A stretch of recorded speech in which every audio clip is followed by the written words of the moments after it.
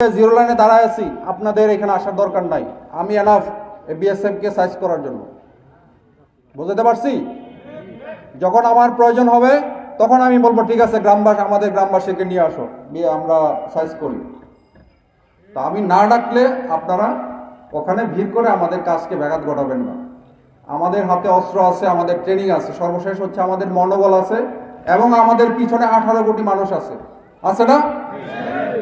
তো 18 কোটি মানুষ থাকতে আমার কি ভয় পাওয়ার কোনো কারণ আছে? তো ইনশাল্লাহ বিজিবি হচ্ছে, আপনি দেখেন আমি কি লাগাইছি আজকে, বিজিবি হবে সীমান্তের নিরাপত্তা এবং আস্থার প্রতীক। ফার্স্ট হচ্ছে আমি যখন বিজিবি আমার শূন্য লাইনে বিজিবি দাঁড়ায় থাকবে, আপনি নিশ্চিন্তে থাকেন যে বর্ডার সিকিউর, বর্ডারে নিরাপত্তা আছে। আর আস্থা হচ্ছে আমরা যে কোনো কাজে আপনি আমাকে আমার সাহায্য সহযোগিতা পাবেন, হোক সীমান্ত সম্পর্কিত, হোক অন্য যে কোনো সম্পর্কিত, বিজিবিকে আপনার পাশে পাবেন। একজন বলেছিল চেয়ারম্যান সাহেব যে শিবগঞ্জ থানা অনেক দূরে, এত দূর যাওয়ার দরকার না, আপনার পাশেই আমাদের প্রতি 5 কিলোমিটার দূরে দূরে হচ্ছে আমাদের বিজিবি ক্যাম্প।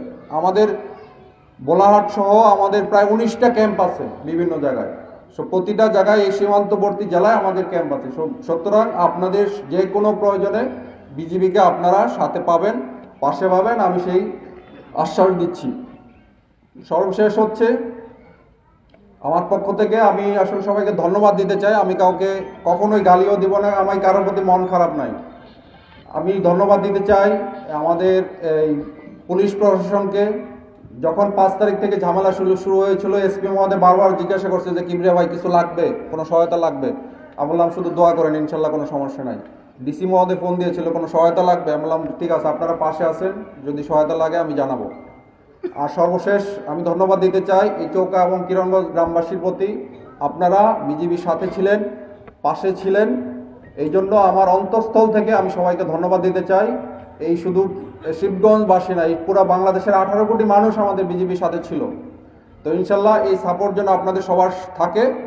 এবং সর্বশেষ রিকোয়েস্ট হচ্ছে, যেটা বললাম, আপনাদের এলাকায় আপনারা চিহ্নিত করেন কারা কারা এই কাজে, এই মাদক চোরা কারবারি করে, কারা বিভিন্ন ধরনের চোরাচালানের সাথে জড়িত, আমাকে খবর দেন।